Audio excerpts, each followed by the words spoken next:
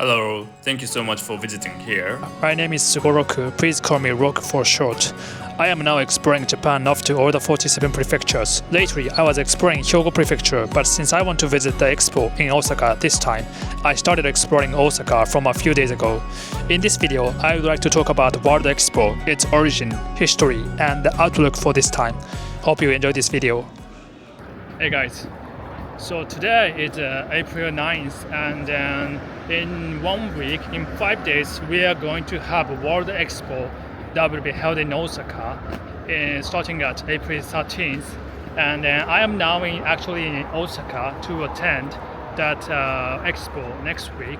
And actually, it's been said that there has been criticism toward this event because, spending so much money on, building facilities and running the event, etc. But, as the event approaches, there has been more media coverage. So it looks like people's interests are increasing these days. So in this video, I'm gonna talk about this event with the current situation of Japan. But before everything, I'm gonna also touch its origin and the history of World Expo. A bit more detail about the World Expo held in Osaka, which was held in 1970s. So which was memorial and a very historical event in Japan. Okay, so this is the things I'm gonna talk about today. Okay, let's go into it. Actually, I am now in this place called Banpaku Memorial Park, which is like where the Banpaku World Expo last time in 1970 was held. So let's go.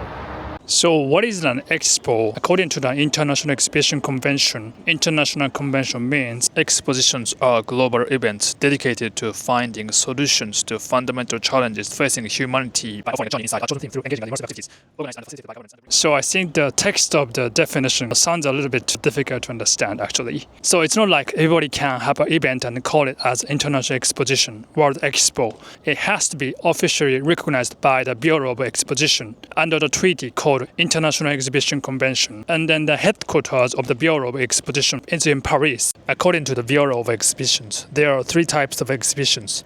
The largest is the World Exposition, which is held every 5 years, lasting up to 6 months. And the other 2 expositions are specialized expositions and the horticultural expositions, both of which are smaller and held between the World Expositions. And in Japan, so this time, Osaka Kansai Expo is a larger exposition. The last time was held in Dubai in 2020, which was postponed to 2021 because of COVID. And then the next one is planned to be held in Saudi Arabia, Riyadh, in 2030. So then I want to talk about origin of the World Expo. So in pre-Christian and the Persian time, the art and the clothing were displayed to the public as part of the king's coronation of the celebration. And it is also recorded that in ancient Rome, booty and slaves were displayed to the public after conquering the frontier area. So there is a theory that this was the primitive form of exposition. The prototype of the modern exposition is said to be the exposition of French products held in London in 1475 by Louis XI in France. The art exhibition held frequently in Paris and London afterwards were also said to be the type of exposition. From now, I'm going to talk about the brief history of World Expo. I'm going to also talk about how Japan has participated in World Expo. The history of World Exposition started in 1852 when the World Exposition was held in London Hyde Park, which is known to be the Great Exhibition, attended by 25 countries in the world, and it was received very well. And in the year 1852 is the year 2 years before the General Perry came to Japan for asking to open the country, because until then Japan was secluded in its country for about 300 years. So it was when inside the country there were disputes whether or not to open the country or not. So in 1862 the shogunate decided to send a missionary to European countries that was asking Japan to open the country to have a discussion with them. Then actually those missionaries were invited as guests to attend the second London World Exhibition. There they were at the time very shocked to see how advanced the European technologies were. But coming back to Japan, their knowledge was shared internally, and then it became an opportunity for Japan to accelerate its modernization. Wow, that's like behind the tower. Really nice with the cherry blossom. And then 5 years later, in 1867, there was a Paris World Expo was held. And then this is a time when Japan has attended the World Expo for the first time. So it was shogunate, and then also Satsuma clan and the Saga clan attended this event. Since that time, the technological advancements were not very caught up with Europe, so the exhibits were limited to things such as ukiyo-e. So delegates thought that their exhibits were very shabby compared to the Europeans. However, the Europeans became really interested in Japanese culture, giving them a great impact on especially their art culture, which is called Japonism. Then later on, in 1973, Wien had a world exhibition, and then this was when Japan had officially attended the world exhibition. Still, this time, Japan's technology was not catching up with Europe. Japan exhibits were limited to things such as Japanese art, sword, and ceramic, things like that. But this time, they recreated a large-scale exhibition. For example, they recreated a shrine and a Japanese garden with a size of 4,000 square meters, which was very well received by the people who attended. For example, even the Austrian emperor actually visited, and then there is an anecdote that he was very interested in the Japanese things and then brought the cotton shavings to his home from the exhibition. So in this way, World Expo has become an opportunity for Western culture to meet Japanese culture. However, after World War I, the shape of the international exposition changed dramatically. This was the coming into force of the international exposition treaties in 1928. So the aim of this was to prevent the proliferation of the expositions and also to increase the value of exposition. Also, after World War I, for each exposition, certain kind of theme was set up, such as the modern expositions that we have now. And in 1928, International Exposition Treaty was also signed. So since then, the expositions were to be held in an orderly manner under the treaty. So then 1933, Chicago World Exposition was held with the theme called Progress of Century, which was the first time to have a certain kind of theme set for the exposition. So until then, the World Expositions were held mainly to celebrate national milestones such as 100 years of independence of the United States, 100th year of French Revolution, something like that. But from this time, having the theme, it became a place to confirm the progress and the development of the world under the common goal of all humanity. Since then, we are having different kind of themes such as World of Tomorrow and Construction, Scientific Civilization, and Humanism. So themes like this have been established. So then this year, it's going to be the 6th time of Japan having the World Expo in this place, Osaka. And the last time we had was in Aichi Expo.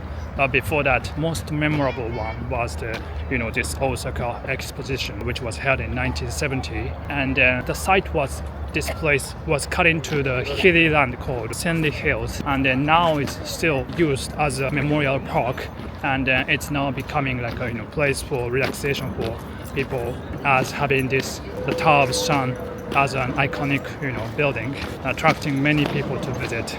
So at the time that this expo, 1970s, was held, was a time where two big powers were competing in the world, the Soviet Union and the United States. And then they were, at the time, advancing to the space. So having expo as a place to showcase its nation's power, Soviet Union was first succeeded in advancing to the space. On the other hand, the US also succeeded in landing on the moon. So the both were exhibiting something related to the space. For example, the Soviet Union was having like a model of the real spaceship Soyuz at the time, and then the US having the stone from the moon. So both exhibitions were attracting many people. Actually, the pavilion that was most popular was the Soviet Union, surpassing the visits for the United States. And the 64 million people said to have come to this expo last time, which was outnumbering the half of the population in Japan at the time. So which tells how big that impact was like. And then actually it was the first World Expo held in Asia.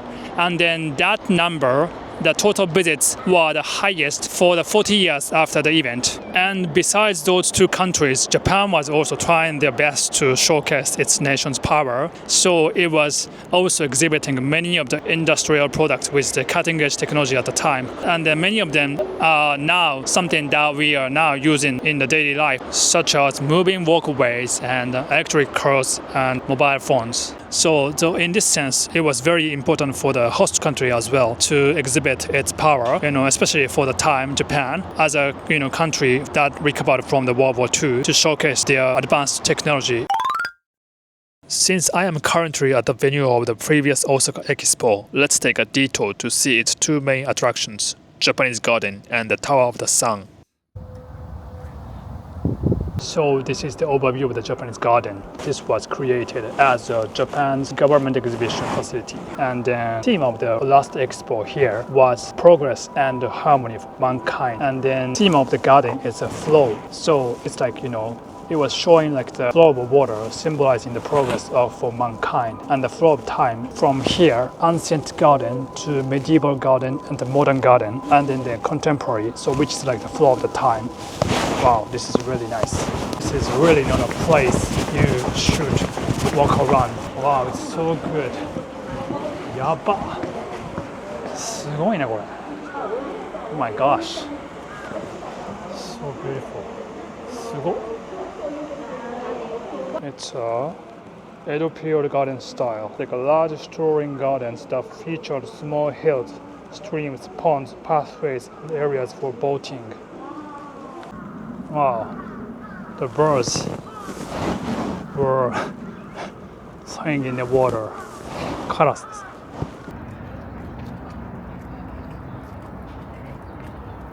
All the looks from the bottom. Wow.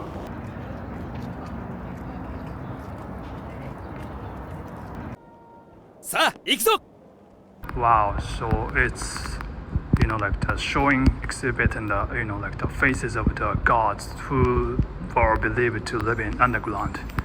面白い。Wow.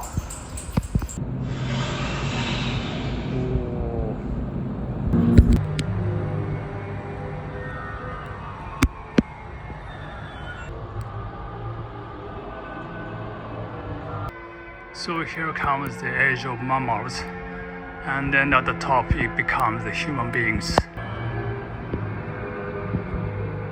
It's the left arm. So I've just finished exploring inside the Tower of the Sun, and it was really interesting. Yeah. So it was designed by the Taro Okamoto, like a legendary Japanese artist of the Showa period. And he was questioning the theme of the expo, which was trying to showcase advancement and modernization of the society. But he was thinking that it was kind of like a fake. He was thinking that we'd rather should focus on something that is more important, which was life and energy of a human being. So that's how he came up with the concept of this, the Tower of the Sun. So the inside is like showcasing the different phases of life and having the face of the sun, which is like a source of life to all of the creatures inside. So yeah, that was the great design, as well as being really eye-catching. So yeah, that was great. Never knew that how the inside looked like. Okay, so as I've talked about its origin and the history, and then touching about the detail of the last expo held in Osaka in 1970s, let's talk about the the expo this time, which will be held pretty soon. So the expo this time is going to be held during April 13th to October 13th in Osaka, in a place called Yumeshima, which is an artificial island in Osaka City.